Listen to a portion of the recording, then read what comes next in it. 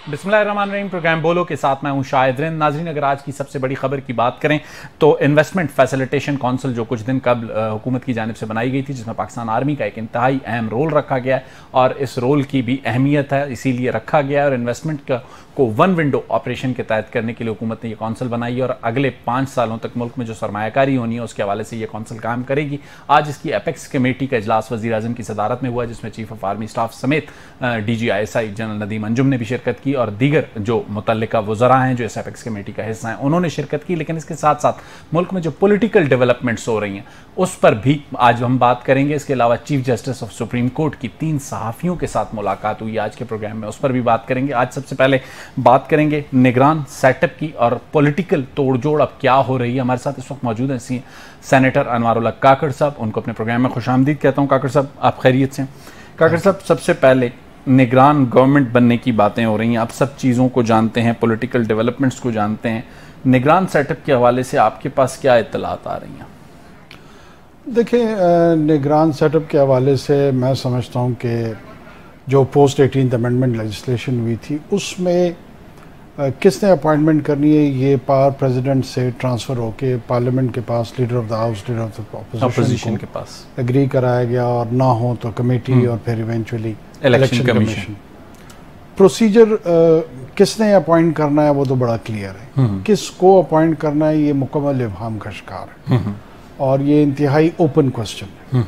वो आपको भी अपॉइंट कर सकते हैं, वो किसी ब्यूरोक्रेट को भी अपॉइंट कर सकते हैं, वो किसी जज को भी अपॉइंट कर सकते हैं, वो किसी पॉलिटिशियन को भी अपॉइंट कर सकते हैं। तो जितना वाइड ओपन इसमें ऑप्शंस है उतनी ज़्यादा स्पेकुलेशंस है। सही। तो स्पेकुलेटिव आपको भी पता है, मार्केट में रूमर्स चल रही हैं मुख्तलिफ लोगों के मुतालिक। आपने स्पेकुलेशंस की बात की। एक क्वेटा के सीनियर सहाफ़ी होते थे हाजी फयाज हसन सजाद साहब, उन्होंने क्वेटा के 2 ताजिर भाइयों के हवाले से एक की किसी ज़माने में खबर लगा दी कि वो निगरान वज़ीर होंगे, if I am not wrong Hanan Khilji. तो अगले दिन उनके भाई मनान खिलजी से मुलाकात हुई तो उन्होंने गिला किया कि ये आपने उसकी खबर लगा दी, मेरी नहीं लगाई। तो उन्होंने कहा ये कातिब की गलती थी, टाइपिंग मिस्टेक, मैंने तो मनान खिलजी लिखा था। आपको नहीं लगता कि जो स्पेकुलेशंस हैं 80% इसी तरह की ख्वाहिशात की हैं? देखिए, स्पेकुलेशन में तो कोई शक नहीं है, इसीलिए उनको स्पेकुलेशन कहा जाता है कि वो 90% दुरुस्त नहीं होती। डेलिब्रेशंस पॉलिटिकल पार्टीज के बीच में शायद कहीं पे जाके मिड जुलाई के बीच में कोई संजीदा गुफ्तगू शुरू होगी। ये जो दुबई में मीटिंग्स हो रही हैं, खासकर कहा जा रहा है इसमें खासकर जो डेडलॉक है वो निगरान सेटअप के ही मुताल्लिक है, आपके पास क्या इन्फॉर्मेशन? नहीं, मेरे पास इन्फॉर्मेशन तो कोई नहीं है, लेकिन मेरा अंदाज़ा ये है कि ऐसे कतन कोई बात नहीं होगी। आप समझते हैं कि डेडलॉक नहीं होगा? कतन नहीं होगी। मुझे तो इवन इस बात पे भी शायबा है, मेरा शक है कि निगरान सेटअप के हवाले से कोई गुफ्तगू भी पता नहीं हुई है या नहीं हुई। इत्तलात तो ये भी हैं कि वहाँ इंतखाबात के होने और ना होने पर भी गुफ्तगू ये हो सकता है। सेनेटर अनवारुल्लाह काकड़ के पास इस पर क्या इन्फॉर्मेशन? ये प्रोबेबिलिटी है कि इलेक्शन के किस वक्त उसका इंतखाब का वक्त का तयन हो, इन नुकात पे हो सकता है गुफ्तगू हो, क्योंकि वो लार्जर पिक्चर में बड़ा चैलेंज है। जो निगरान हुकूमत है वो उसने चंद माह के लिए अबूरी तौर पे डे टू डे जो एक्टिविटीज़ हैं उनको ही संभालना है और कोई बहुत ज़्यादा बड़ा पॉलिटिकल इम्पैक्ट मेरे ख्याल में वो नहीं छोड़ती। सेनेटर अनवारुल्लाह काकड़ को अक्टूबर या नवंबर में इंतखाबात होते हुए नज़र आते हैं? देखिए जी, जो कॉन्स्टिट्यूशनल स्कीम है उसमें तो यकीनन ये 90 दिन के अंदर अंदर आपको इंतखाब कराना है और अगर ऐसा नहीं होता और चंद रोज़ या एक आध माह का फ़र्क उसमें आता है तो उसकी कोई ना कोई लीगल, पॉलिटिकल, सोशल रैशनल मौजूद होगी और उस रैशनैलिटी को कोर्ट ऑफ लॉ में भी गालिबन जज किया जाएगा। ये सिंपल एडमिनिस्ट्रेटिव डिसीजन के तहत शायद ना हो। अच्छा, जो हालिया कानून साजी हुकूमत ने की है, पावर्स शिफ्ट की हैं प्रेसिडेंट से इलेक्शन कमीशन को, आप नहीं समझते कि ये फैसिलिटेट कर सकती हैं इलेक्शन के डिले को? नहीं, ये मैं कहता हूँ प्रिंसिपल बड़ी अच्छी लेजिस्लेशन हुई है। वो कैसे? डिले के हवाले से नहीं। देखिए, जो मैंडेट है इलेक्शन को कंडक्ट कराने का वो मैंडेट है इलेक्शन कमीशन का। वो उसके पोलिंग स्टाफ से लेकर पोलिंग बूथ से लेकर एंटायर जो एक्सरसाइज है, इलेक्टोरल एक्सरसाइज, वो इलेक्शन कमीशन का डोमेन है। सही। लेकिन उस एक्सरसाइज ने किस दिन होना है या नहीं होना है, उसकी अनाउंसमेंट का इख्तियार एक और अथॉरिटी के पास। बिल्कुल ठीक। तो ये मैं समझता हूँ एक एनॉमली थी और उसको दुरुस्त कर दिया गया है कि जिसने एक्सरसाइज करानी है उसी को अनाउंसमेंट का जो अथॉरिटी और जो इख्तियार है उसी के पास होना चाहिए। यही इख्तियार इस्तेमाल होगा अगर इंतखाबात इल्तवा का शिकार करने हो? देखें, ये चूंकि कॉन्स्टिट्यूशनल मैंडेट इलेक्शन कमीशन के पास है, अगर वो ये समझती है कि कोई इल्तवा होना चाहिए तो उसका जवाब भी उसी को ही फराहम, उसकी रेमेडी भी उसे देनी होगी और वो रैशनलाइजेशन उन्हीं के जिम्मेदारी बन जाएगी, उन्हीं को देना पड़ेगा। इसका ओनस किसी पॉलिटिकल फोर्स या किसी और एंटिटी की तरफ शिफ्ट नहीं हो सके। अच्छा, एक चीज जो हम देखते हैं जिन स्पेकुलेशंस में जो नाम अभी तक हमारे सामने आ रहे हैं, फवाद हसन फवाद का नाम भी आ रहा है, मोहसिन बेग साहब का भी आ रहा है, नजम सेठी साहब, डॉक्टर शमशाद अख्तर साहिबा, इस तरह के नाम, रजा बाकिर साहब का भी नाम सुनने में आ रहा है। आपके ख्याल में इस वक्त जो मुल्क की सियासी और इकोनॉमिकल सिचुएशन है, केयरटेकर प्राइम मिनिस्टर के लिए आइडियल कैंडिडेट कौन हो सकते हैं? किस प्रोफेशन से या पॉलिटिकल कोई शख्सियत हो सकते हैं जिन्हें नामजद कर दें दोनों अपोजिशन लीडर या गवर्नमेंट, या कोई सम सॉर्ट ऑफ टेक्नोक्रेट? देखिए, मैं कल परसों से एक कॉन्फ्रेंस में जितने नाम आपने लिए हैं, ये तमाम नाम जो है speculation citizens of Pakistan and they equally qualified to be the caretaker of prime minister of Pakistan. चूंकि कोई कदगन किसी पे नहीं है, कोई मुमानियत नहीं है। जब मुमानियत नहीं होती है तो ज़ाहिर है वाइड ओपन हो जाती है।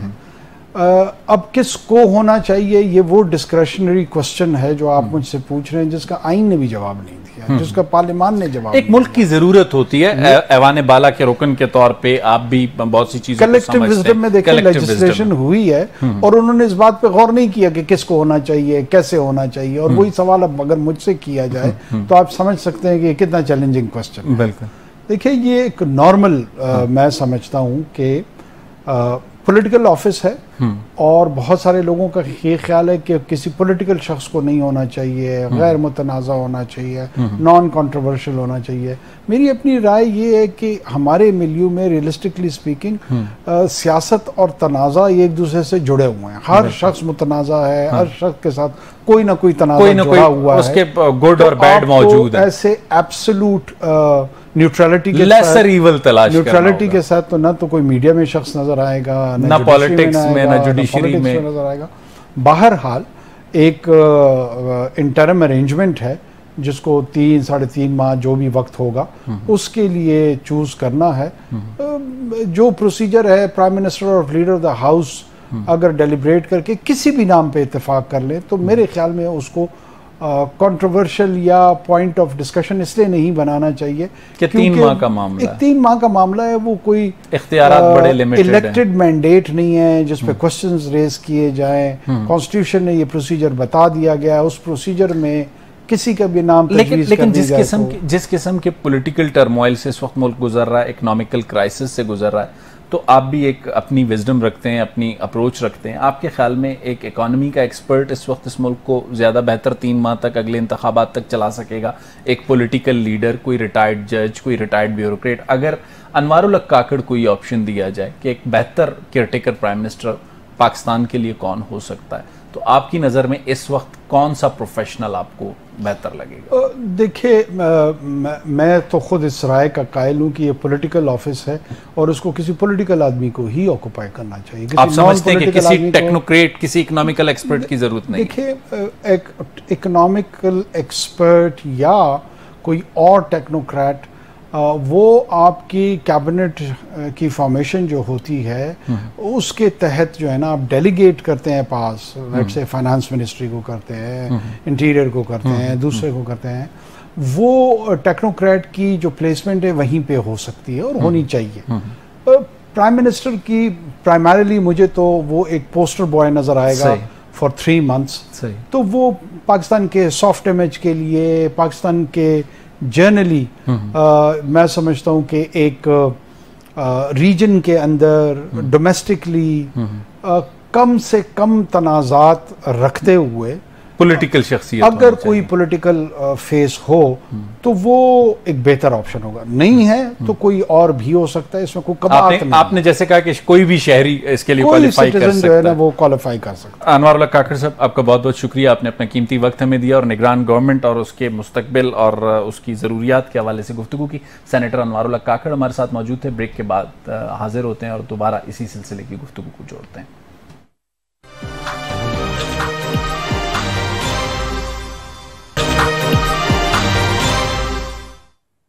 वेलकम बैक नाजरीन। ब्रेक पर जाने से पहले सेनेटर अनवारुल्लाह काकड़ साहब कह रहे थे कि निगरान वजीर आजम किसी सियासतदान को ही होना चाहिए। इस वक्त हमारे साथ मौजूद हैं पाकिस्तान मुस्लिम लीग नून के सीनियर रहनुमा बैरिस्टर ज़फ़रुल्लाह खान। बैरिस्टर साहब, आपको खुशामदीद कहता हूं। सर, दुबई में कोई इत्तफाक़ राय हुआ पाकिस्तान पीपल्स पार्टी और पाकिस्तान मुस्लिम लीग नून के दरमियान निगरान वजीर आजम पे, या डेडलॉक बरकरार है? बिस्मिल्लाहिर्रहमानिर्रहीम। मेरे ख्याल में अभी तो पाकिस्तान के आइन के मुताबिक जो वक्त है 4 हफ्ते के करीब या जरा उससे ऊपर रहता है। ये तो चीजें मेरे ख्याल में कबल वक्त है। वो क्लासिकल अंग्रेजी अदब में कहते हैं ना कि when the Rubicon comes it will be crossed. Okay, वो दूर है और मेरा ख्याल है कि फैसला यकीनन मुशावरत में भी हुई हो, में भी सही तो रहनी चाहिए। और फैसला जो है वो तो आइन में लिखा हुआ है कि प्राइम मिनिस्टर जो हाउस के लीडर होते हैं और अपोजिशन लीडर वो मिलकर करेंगे, और नहीं होता तो इलेक्शन कमीशन के पास चला जाएगा। बैरिस्टर साहब, जिस तरह फिलहाल बहस थोड़ा मेरे ख्याल में कबल वक्त लगती है। अच्छा, आपने कहा कबल वक्त लगती है और आप जैसे मुस्कुरा रहे हैं। आज राजा रियाज साहब ने भी कहीं गुफ्तगू की है कि अगर मुल्क को जरूरत होती है तो असेंबलियों की मुद्दत बढ़ाने की, तो वो उसके लिए तैयार है हुकूमत के साथ ताउन करने पे। तो कहीं इलेक्शन आप लोग डिले तो नहीं कर रहे? कोई प्लान बी तो आपके पास अवेलेबल नहीं है? देखिए, मैं तो वैसे मुस्कुराता इसलिए रहता हूँ कि हालात पाकिस्तान के हमेशा गंभीर रहते हैं। वो गालबन उस गम को छुपाने के लिए मैं अमूमन हंसता रहता हूँ। सही। तो अलबत्ता मेरा अपना ख्याल ये है कि ये पाकिस्तान के आइन के मुताबिक की मुद्दत सिर्फ एक तरह आगे बढ़ाई जा सकती है, वो है इमरजेंसी।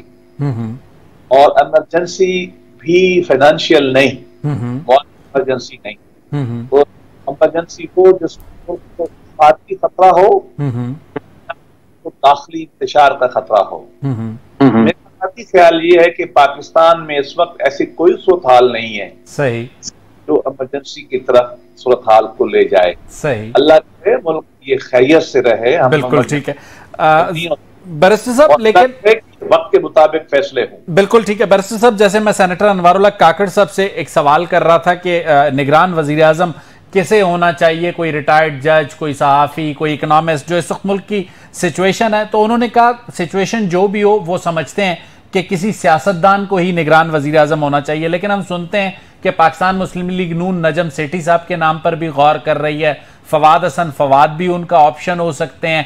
कुछ लोगों का ख्याल है कि रजा बाकिर, जिन्हें आपने स्टेट बैंक से तो निकाला था लेकिन निगरान वजीर आजम बना सकते हैं। तो ऐसे कोई नाम कहीं पर PMLN ने डिस्कस किए हैं? आपकी अपनी जो इनर सर्कल है, या अभी तक इस मामले में रावी चैन ही चैन लिख रहा है? मेरा ख्याल में ये जो रावी बता रहा है ना कि फुलान का नाम कंसीडर हो रहा है, उस रावी की या तो ख्वाहिश हो सकती है, बिल्कुल ठीक है, या कुछ और है। बाद औक़ात रावियों ने ऐसी भी तारीख में रिवायतें की हैं, मैं इशारतन कह रहा हूँ, जैसे बड़े मसले पैदा हुए हैं। सही। असूलन मैं बात कर सकता हूँ, जी जी, सियासतदान कोई होना चाहिए असूलन, उसूली तौर पे ऐसा आदमी जिसका इंतजामिया का तजर्बा हो। सही। इसके अलावा मैं तो हक में नहीं हूँ। बाकी रह गए मुईशत, मेरी एक राय है और मैं खुल के आपके सामने करना चाहता हूँ। मेरी जाती राय ये है कि पाकिस्तान में मुआशरत की वजारत जो है ये सियासतदान के पास होनी चाहिए। सही। किसी इकोनॉमिस्ट के पास नहीं होनी चाहिए। लेकिन ज़फ़रुल्लाह साहब, माहिरीन मईशत कहते हैं कि मईशत उस वक्त तक ठीक नहीं होगी जब तक आप मईशत को सियासत से अलग नहीं करेंगे। मैं आपको बताऊं, ये जो भी कहता है गालिबन न वो सियासत को समझता है न वो मईशत को समझता है। सही। मैं आपको बताऊं, इस वक्त दुनिया के 200 मुल्क हैं, इंक्लूडिंग आपका हमसाया इंडिया। सही। मुझे बताइए कि वहां आज तक कौन सा इकोनॉमिस्ट जो फाइनेंस मिनिस्टर है? सही। सियासतदान होते हैं, पार्टी का नंबर 1 नंबर 2, वो जो सियासत की बात करते हैं ना, बहरहाल लेकिन हक न्याय देने का, ये बात बिल्कुल सही है। मैं तो खुद ये कहता हूँ कि मुआशी पॉलिसी कोई पॉलिसी नहीं होती बेसिकल में, ये लेकिन मनमोहन सिंह साहब, मेरा ख्याल है उनको इकोनॉमी का तजुर्बा था, अगर मैं गलत नहीं हूं, इसलिए मैं आपसे बिल्कुल सही कहते हैं। एक इस्तिस्ना है और इस्तिस्ना हमेशा असूल को साबित करता है। बिल्कुल ठीक है। बरतानिया में नंबर 2 पार्टी का हमेशा जो होता है वो वजीर खजाना बनता है। सही। इंडिया में कम और बेश यही होता है। सही। भुट्टो साहब के जमाने में आपको पता है 2 मशहूर रहे हैं, एक मुबशिर हसन इंजीनियर थे, हफीज मिर्जा जो लॉयर थे। इंडिया में पिछले 7-8 साल जो फाइनेंस मिनिस्टर रहा वो लॉयर था। अच्छा, पॉलिटिकल फैसले करने चाहिए, और जो ब्यूरोक्रेट या इकोनॉमिस्ट होता है वो इकोनॉमिक कॉम्प्लिकेशन तो देख सकता है, सही, लेकिन जो सोशो इकोनॉमिक ह्यूमन इंपैक्ट है वो उसके बस में नहीं है। बैरिस्टर साहब, पाकिस्तान में ये खत्म होनी चाहिए। सबसे इस वक्त जो हॉटेस्ट सिचुएशन है, अगर हम निगरान वजीर आजम, आपने कहा अभी 4 हफ्ते रहते हैं, अभी कबल अज़ वक्त है, गिलगित बल्तिस्तान में वजीर आला को निकाल दिया गया है, अदालती फैसले के तहत वजीर आला निकाले गए। सुनने में आ रहा है कि पाकिस्तान पीपल्स पार्टी और नून लीग, जिनके पास 4 और 3 सीटें हैं, वो 22 सीटों वाली पाकिस्तान तहरीक इंसाफ को रोकने की तैयारी कर रहे हैं, लेकिन आपस में भी खींचातानी चल रही है। तो जीबी में क्या करने जा रहे हैं आप लोग? जीबी में असूलन तो जो आदमी जमहूरी अंदाज से ज्यादा ले ले, चाहे वो पार्टी हो चाहे बै, उसका हक है। सही। उसको तस्लीम करना चाहिए। सही। लेकिन अब आप देख लें कि कश्मीर में भी हुआ इलेक्शन, और यहाँ भी हो रहा है। अगर आपस में उनके इख्तलाफ हैं या उनकी डिग्रियां जाली निकल आती हैं, तो हम इस बारे में क्या कह सकते हैं? तो हमारे लिए, चूंकि उनकी गालबन हायर कोर्ट ने यह फैसला किया है कि डिग्री जाली है, सही, हमें इस पे सोच विचार करनी चाहिए। इसमें तो हम सियासतदान बहुत बदनाम होते हैं। सही। अलबत्ता आगे हम ख्याल कर सकते हैं कि ये, मुझे याद है कि ये जो इस वक्त नया जीबी का पॉलिटिकल ऑर्डर चल रहा है ना, 2018 में शायद प्राइम मिनिस्टर थे, ये मैंने ड्राफ्ट किया था। बिल्कुल। तो वहाँ पागल किस्म का जज होता था राणा शमीम, उसने इस पे मुझे कंटेम्प्ट के लिए 100 दफा मेरे घर पुलिस भेजी थी। सही। अच्छा, तो भी ले गए थे वहां पकड़ के, लेकिन ये नाफिज हमने कर दिया था। ये अच्छा है, इसमें कमोबेश जीबी को हमने वो पावर दी है। ठीक है जफरुल्लाह साहब, लेकिन एक सवाल आपसे ये भी करना चाहूंगा कि दुबई मुलाकातों के नतीजे में पाकिस्तान मुस्लिम लीग नून और Pakistan Peoples Party seat adjustment के तहत इलेक्शन लड़ सकती हैं, या फिर आप समझते हैं कि नहीं, अकेले अकेले इलेक्शन लड़ा जाए और उसके बाद की सूरत हाल पे अगर इत्तेहाद बनाना पड़ता है तो फिर देखा जाए? जमहूरियत आर्ट ऑफ पॉसिबिलिटी है। हाँ, हर वो काम करना चाहिए जिसमें आप इक़्तिदार में आ सकते हैं। सही। बशर्ते कि वो बिल्कुल आउटरेजियस ना हो। ये अखलाकियात की गेम नहीं है, ये सियासी हरकियात की गेम होती है। इसमें पार्टियां इत्तेहाद भी करती हैं, अपने इलेक्शन भी लड़ती हैं, बाद कहीं एडजस्टमेंट करती हैं, कहीं नहीं करते, कहीं एक को सीट दे देते हैं, कहीं। ये तो वक्त के साथ साथ चलता है। मकामी लीडरशिप को असल में इसका फैसला करना चाहिए सीट टू को देखकर, और पाकिस्तान की तमाम पार्टियों से इत्तेहाद करना, मिलकर लड़ना, इलेक्शन का अलायंस बनाना न बनाना, ये सारे ऑप्शन खुले होते हैं। ये वक्त साथ ही चीजें आमतौर पर तब अनाउंस होती हैं जब इलेक्शन का मामला सर पे आ जाता है। अभी तो इसमें पाकिस्तान के आइन में केयर टेकर गवर्नमेंट के आने के बाद भी 60-90 दिन के बाद इलेक्शन होने होते हैं। बिल्कुल ठीक, आखिर वक्त जाके तय होते हैं। बिल्कुल ठीक हो गया। बैरिस्टर जफरुल्लाह साहब, आपका बहुत बहुत शुक्रिया। आपने और अनवारुल हक काकड़ साहब ने दोनों ने एक बात पे एम्फेसाइज किया कि निगरान वजीर आजम किसी सियासतदान को होना चाहिए, लेकिन सुनने में यह आ रहा है कि इस वक्त माहिर मईशत भी दौड़ में है, सहाफ़ी भी दौड़ में। लेकिन जैसे बैरिस्टर जफरुल्लाह साहब ने कहा, और प्रोग्राम में नाजरीन हमने आपको जो हनान खिलजी और मनान खिलजी की कहानी सुनाई, इस वक्त सारी चीज़ें कयास पर ही हैं। कौन होगा निगरान वज़ीर आज़म, इसका फैसला तकरीबन असेंबली की तहलील के बाद अगस्त के दरमियान में होगा। लेते हैं एक छोटी सी ब्रेक, और ब्रेक के बाद आएंगे तो सुप्रीम कोर्ट के चीफ जस्टिस की 3 सहाफ़ियों से मुलाकात और उस पर उठने वाले सवालात पर बात करेंगे। लेते हैं एक छोटी सी ब्रेक। वेलकम बैक नाज़रीन। ब्रेक के बाद एक बार फिर आपके सामने हाजिर खिदमत है, और ब्रेक पर जाने से पहले हमने आपको बताया था कि सुप्रीम कोर्ट के चीफ जस्टिस उमर अता बंदियाल की जो है वो कुछ मुलाकातें हुई हैं सहाफ़ियों से, उसके हवाले से ख़बरें ज़ेर गर्दिश हैं। इन ख़बरों के हवाले से ये बताया जाता है कि 3 सहाफ़ियों की मुलाकात हुई है, जिनमें सिद्दीक जान, आबिद अंदलीब और अहमद अदील सरफराज शामिल हैं। ये मुलाकात 3 सहाफ़ियों के साथ क्यों हुई है, सबसे पहले ये सवाल बनता है, इसके लिए हमने रब्ता किया है सिद्दीक जान जो कि सहाफ़ी हैं इस्लामाबाद से, इस वक्त हमारे साथ मौजूद हैं। सिद्दीक जान, क्या आप ये कंफर्म करते हैं कि आपकी 3 सहाफ़ियों की चीफ जस्टिस ऑफ पाकिस्तान से मुलाकात हुई है? जी बिल्कुल, हमारी मुलाकात हुई है। इस मुलाकात का एजेंडा क्या था और ये मुलाकात आपकी दरखास्त पर हुई या चीफ जस्टिस ऑफिस ने आपसे रब्ता किया? देखिए, ये मैं अपनी यहाँ तक तो बता सकता हूँ कि मैंने तो कुछ सवाल चीफ जस्टिस को भेजे थे उनकी टीम के जरिए। कुछ चीजों पे मैं चीजें जानना चाह रहा था, जो चीजें चल रही थी कि उन पर उनका क्या मौकफ है। तो उस पर फिर मुझे कॉल आई कि जी हमने ये चीजें उन तक पहुंचाई हैं, तो उन्होंने आपको कहा है कि आप मुलाकात के लिए आ जाएं। और दूसरी बात यह है कि ये कोई आप खुद माशाल्लाह सीनियर सहाफी हैं और आप बहुत सी अहम मुलाकातों में मौजूद होते हैं। आपको पता ही है कि जो भी आप बीट कवर कर रहे होते हैं तो वहाँ पे आपकी मुलाकातें भी रहती हैं। और ये कोई ऐसी बात नहीं है कि कोई बहुत यहाँ तो जजेस जो है वो यूट्यूब पे इंटरव्यू भी देते रहे हैं, तो ये तो एक मुलाकात ही। अच्छा, इस मुलाकात में आपने जो सवालात भेजे थे, मेरे पास जो मालूमात है मैं आपके सामने कुछ सवालात रखना चाहूंगा कि 9 मई के वाकयात के बाद चीफ जस्टिस ये समझते हैं कि सूरत-ए-हाल अक्सर तब्दील हो चुकी है। इसके अलावा आपकी गुफ्तगू जो है खैबर पख्तूनख्वा और पंजाब असम्बली की तहलील के मामले पर भी हुई और जस्टिस काजी फायज ईसा और उनका जो बिहेवियर है वो भी डिस्कस हुआ। उसके अलावा प्रैक्टिस एंड प्रोसीजर बिल भी डिस्कस हुआ। क्या आप इन तमाम बातों को कंफर्म करते हैं या डिनाई करते हैं?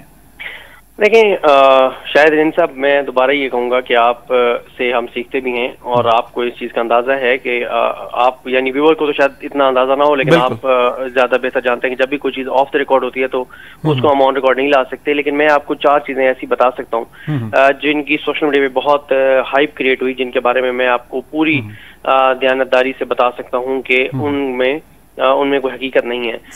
एक तो जो बात कही गई कि चीफ जस्टिस पाकिस्तान से मंसूब की गई कि उन्होंने कहा कि जो इस्टेब्लिशमेंट है वो चेयरमैन पीटीआई को जानती नहीं है कि वो कितने मजबूत आसाब के हैं और वो इनको तहस नहस कर देंगे और इस तरह की बात ये बिल्कुल नहीं हुई। ठीक है, जो बातें मैंने आपसे पूछी हैं सिद्दीक जान, अगर मुझे उन पे आप रिस्पॉन्ड करें तो will be grateful to you.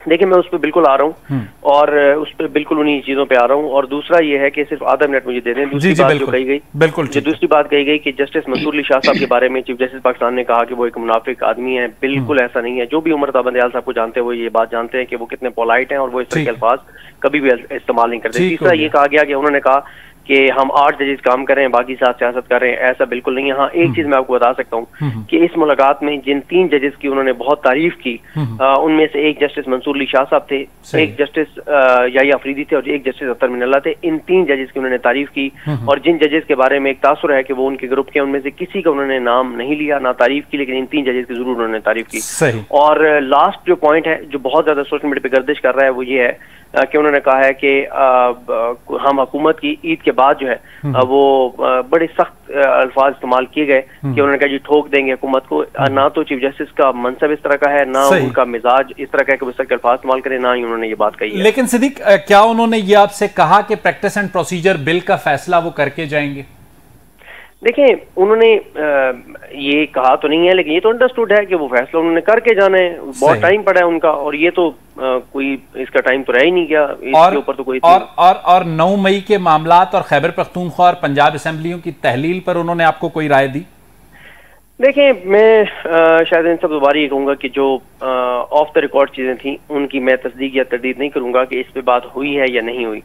लेकिन मैंने आपको वो 4 चीजें बता दी हैं जो इस वक्त ठीक हो गया, जिनको आपने डिनाई किया। लेकिन मेरी मालूमात के मुताबिक वहां पर इमरान खान की खैबर पख्तूनख्वा और पंजाब असेंबली की जो तहलील का फैसला है उसे हिमाकत भी करार दिया गया। उसके अलावा ये भी कहा गया कि 9 मई के बाद सूरत-ए-हाल अक्सर तब्दील हो चुकी है और ये भी चीफ जस्टिस की जानिब से बताया गया कि जो मेरे पास मालूमात हैं, इसीलिए मैं आपसे कंफर्म करना चाह रहा था कि काजी फायज ईसा का जो स्टांस है बेंचेस की तश्कील के हवाले से वो भी ज़ेर बहस आया। आप इन बातों को फिलहाल डिनाई कर रहे हैं, आप इनकी कंफर्मेशन नहीं कर रहे हैं, कुछ बातों को आप कह रहे हैं ऑफ द रिकॉर्ड हैं। हसन अयूब हमारे साथ हैं। हसन भी सुप्रीम कोर्ट को बहुत एक्सटेंसिवली कवर करते हैं। हसन, इस मीटिंग के हवाले से आपके पास क्या इंफॉर्मेशन है? जी बहुत शुक्रिया शाहिद। लेकिन देखें, बड़े अफसोस की बात है कि ये 3 लोग मिले हैं और 3 लोग अपने पेट में बात नहीं रख सके और बात आउट हो गई है। मुलाकातें सबकी होती हैं चीफ जस्टिस से, बाकी जजेस के साथ, लेकिन कोई बात जो है वो आउट नहीं करता। बीइंग अ जर्नलिस्ट मेरे ख्याल के मुताबिक एथिकली सारा कसूर इन तीनों का है, क्योंकि जितनी मुलाकातें होती हैं, हमारी भी माजी में होती रही हैं, कभी एक लफ्ज बाहर नहीं आया। तो इनको अपनी सफों में जो है वो देखना होगा कि किसने ये बात आउट की है, पहली बात। सही। दूसरी बात ये है जी कि बिल्कुल इसके हवाले से अब बहुत सी मालूमात मिली है। जरी बात है, जब असद अली तूर ने वीलॉग किया, गो के उनकी इंफॉर्मेशन जो उन्होंने दी है, सिद्दीक की कुछ बातें ठीक है कि वो ठीक कह रहे हैं, ऑफ द रिकॉर्ड करते, फिर इस पर बात ना करते, टीवी पर बता दें। और अगर वो कह रहे हैं कि ऑफ द रिकॉर्ड नहीं है, 4 बातें आप बता सकते हैं, बाकी बातें आप नहीं बता सकते, या आप मुलाकात ऑफ द रिकॉर्ड होती है या नहीं होती, ये बीच वाला रास्ता नहीं होता। मेरी बात है ना, आप अगर फैक्ट्स को गलत करेंगे, सिद्दीक मैं बात गलत करेंगे नहीं, आप फैक्ट्स को गलत करेंगे नहीं, आप बात कर लीजिएगा, सिद्दीक अगर बात करने दो, सिद्दीक 2 मिनट हसन को बात करने दे, फिर आप भले उस पर रिस्पॉन्ड करें। सर आप उसको रिस्पॉन्ड कर दें सिद्दीक। या मुलाकात ऑफ द रिकॉर्ड होती है या मुलाकात ऑन द रिकॉर्ड होती है, ठीक हो गया। या व्हाइट होता है या ब्लैक होता है, ये ग्रे वाला कोई एरिया नहीं होता। सही। जो सिद्दीक साहब बात कर रहे हैं वो ग्रे एरिया में बात करते हैं, 4 बातें अपनी मतलब की बता रहे हैं, बाकी बातें वो डिनाई कर रहे हैं। अच्छा, अब दूसरी बात सुनिएगा जी, जस्टिस मजार अली अकबर नकवी की उन्होंने तारीफ की है, जो जिन 4 जज का नाम लिया है वो जस्टिस मजार का नाम वो नहीं ले रहे, उन्होंने तारीफ की है, एक बात। दूसरी बात मैं क्या करता हूं, दूसरी बात ये है जी कि उन्होंने ये कहा है कि एस्टैब्लिशमेंट का बहुत प्रेशर है जजेस के ऊपर, जिसमें जस्टिस मोहसिन अख्तर कियानी साहब का नाम उन्होंने लिया और उनको मैंने तबकी दी। ये बात नहीं हुई सिद्दीक जान को हसन अयूब रिस्पॉन्ड करने दें, खुदा को जान के बताओ ये बात हुई है ये नहीं हुई।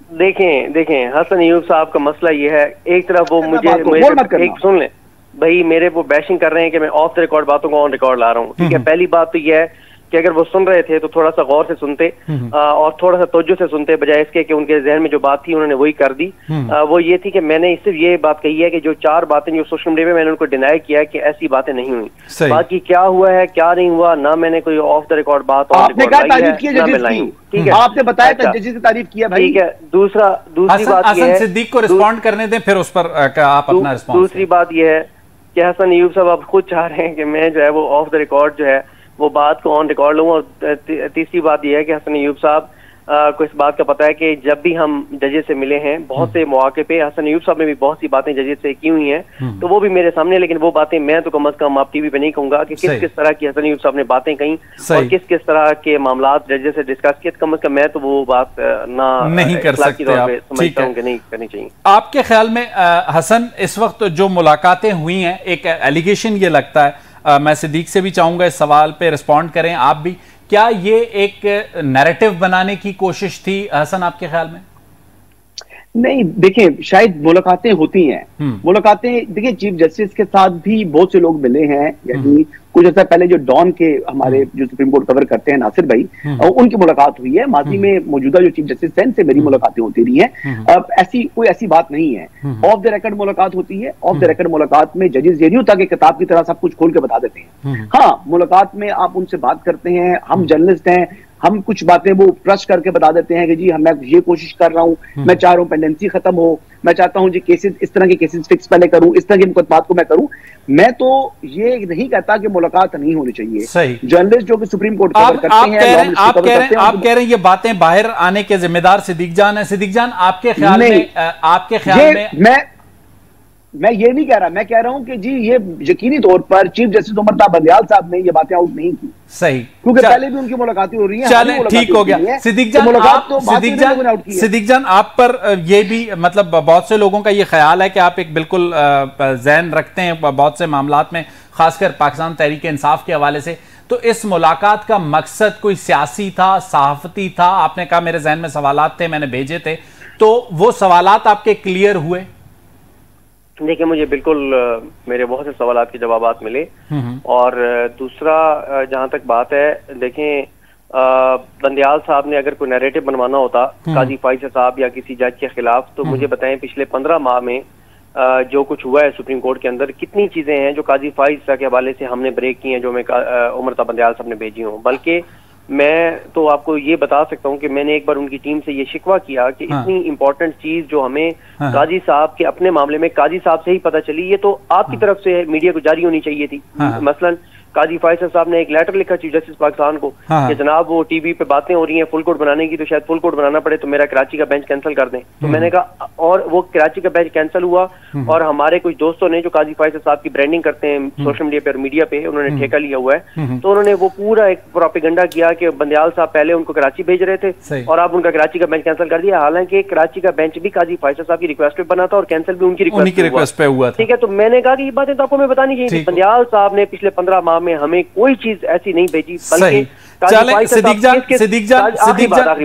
फैसल साहब किस किस यूट्यूबर को क्या क्या डॉक्यूमेंट भेजते हैं, ये बात पूरी मार्केट को पता है। सर इसके मुताल्लिक सिद्दीक जान इसके मुताल्लिक मुझे अभी तक कुछ इल्म नहीं है, ना मेरे पास सबूत है। आपने जो बात की है, हसन अय्यूब ने जो बात की, मेरा बेसिकली मकसद आपकी मुलाकात और उस पर उठने वाले सवालात थे, और उन सवालात का आपने और हसन अय्यूब ने बेहतर अंदाज में।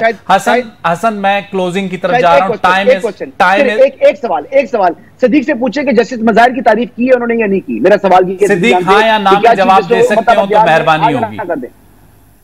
मैं इस पे कोई जवाब ठीक हो गया। थैंक यू सिद्दीक जान, हसन अय्यूब, आप दोनों का। नाजरीन, हमने बात की सुप्रीम कोर्ट की स्टोरी पर, लेकिन आज का दिन 5 जुलाई इंतहाई अहमियत का हामिल है। आज के दिन पाकिस्तान के एक शेर जवान कैप्टन कर्नल शेर खान ने कारगिल के महाज पर दिन की रोशनी में दुश्मन को जो जवाब दिया, जो सबक सिखाया, उसका एतराफ़ दुश्मन ने भी किया। लेकिन बड़े अफसोस के साथ ये कहना पड़ता है कि 9 मई के वाक़यात के दिन उनकी जो निशानी थी, उनकी जो यादगार थी शुहदा की, उसे भी नुकसान पहुंचाया गया। लेकिन उसके बाद अवाम ने कैप्टन कर्नल शेर खान और पाक फ़ौज और अपने शुहदा के साथ यौम तकरीम शुहदा मनाया, और आज उस जिसे कहते हैं कि शेर दिल जवान की बरसी थी, और इसे आज भी उसी तरीके से मनाया गया जिस तरीके से मनाया जाना चाहिए। अगले प्रोग्राम तक मुझे शाहिद रिंद को इजाज़त दीजिए। अल्लाह हाफ़िज़।